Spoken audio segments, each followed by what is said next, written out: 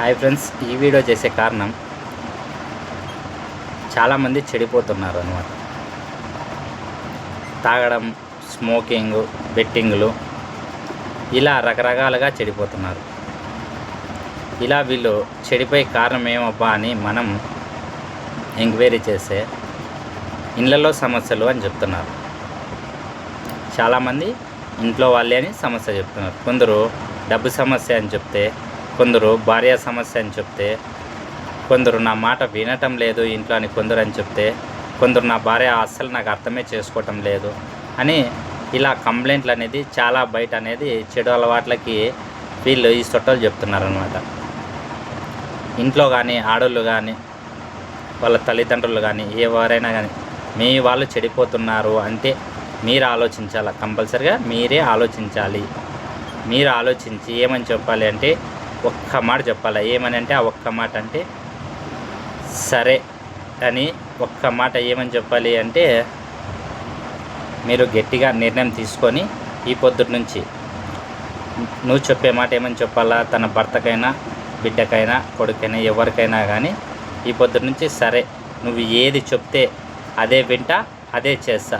ఒక చెడు పని తప్పితే నీకు ఓకేనా, ఈ పొద్దు నుంచి ఆ అలవాటు మార్చుకుంటావా అని అడగాల.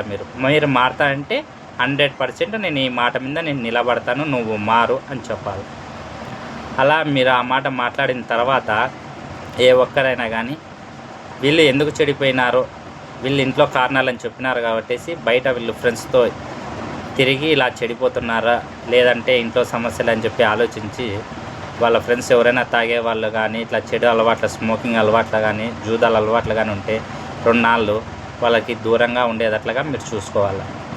దూరంగా ఎలా అంటే ప్రతి ఒక్కరు వర్క్ అనేది చేస్తారు కదా, ఆ వర్క్ అయిపోయిన తర్వాత వెంటనే మీరు ఫోన్ అనేది ఎంటీ పరిస్థితులను ఫోన్ చేసి ఇంటికి రా, పలానా పని ఉందని, ఏదో ఓ పని నీతో మాట్లాడాలో వేరే ఏదైనా పని ఉందా అని చెప్పేసి మనము 1 నెల 2 నెలలో అలా కంపల్సరీ మనం పాటిస్తే మీరు చెప్పిన ఒక్క మాటకు అనేది చాలా వాల్యూ అనేది ఉంటుంది. అవతల మనిషి కానీ మారేకి 100% అవకాశం ఉంటుంది.